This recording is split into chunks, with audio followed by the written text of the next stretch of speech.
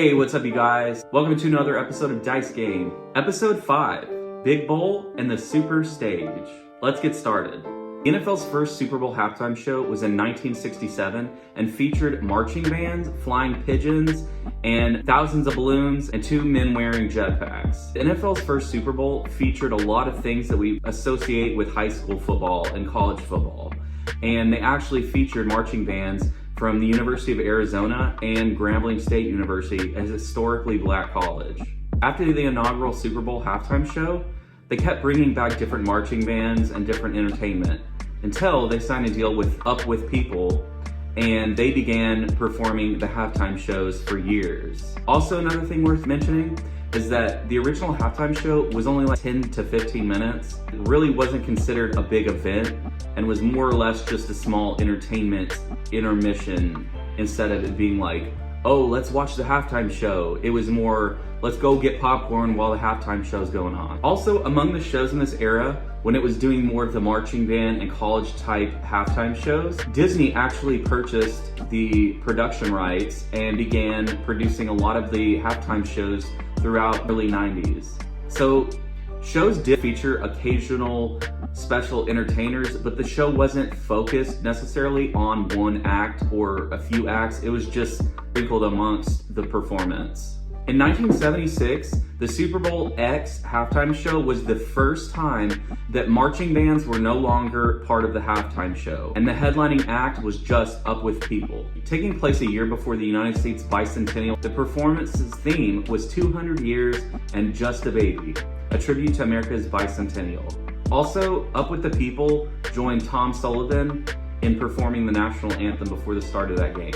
Now, there was one more notable mention of music within Up With People's performance. The show featured songs from the Motown, and this is most likely because it was near Pontiac, Michigan, which is really close to Detroit, the home of Motown. That show lasted 13 minutes. As you can tell, the original halftime performances were a lot different than what we expect nowadays. Now, let's take a look at the point in which marching bands, flying pigeons, and balloons weren't enough for the Super Bowl viewers to be happy. This is the point at which music takes the main stage. In 1991, New Kids on the Block performed the first halftime show since Up With People had done it for several years before, and their show was called A Small World Salute to 25 Years with Super Bowl, and it was put on by Disney. Going on, in 1993, Michael Jackson performed the halftime show and did the famous moonwalk on stage. From there on out, the performances only grew.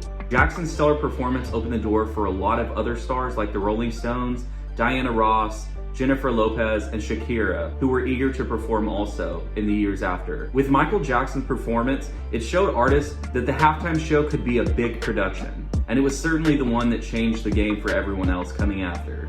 In 2004, we have the famous Janet Jackson wardrobe malfunction, and other performers on that halftime performance set were Diddy, Nelly, Kid Rock, Justin Timberlake, and Jessica Simpson.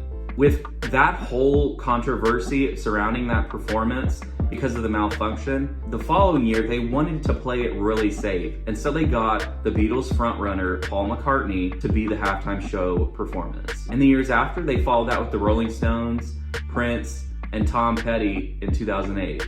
Now, we've reached 2011. This was the year that the Black Eyed Peas came out with special guest Usher. Now, over a decade later, Usher is set to perform as the headliner. And this is after 2022's first hip-hop headliners of Snoop Dogg and Dr. Dre, and last year's pregnancy reveal with Rihanna.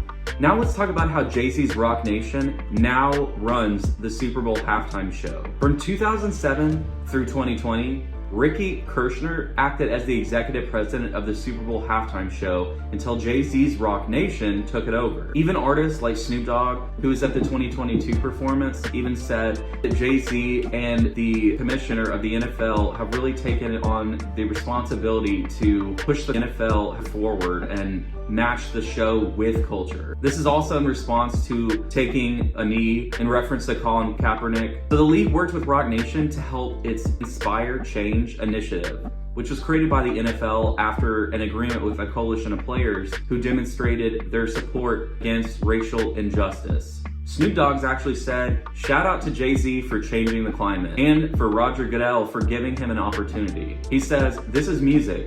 The music that dictates the world is what's performing a halftime show. They're starting to understand that it's about what those players want to hear, what those fans want to hear, and what's universally effective. It has no color on it now. Pop used to have a color on it. Now pop is popular.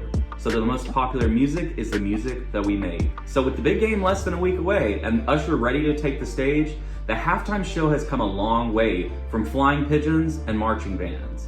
Hopefully you learned a little more about the biggest stage in the USA. Hope you enjoyed this week's episode, and be sure to subscribe, share, and like for more music content. Thanks again, and I'll see you next week for episode 6 of Dice Game.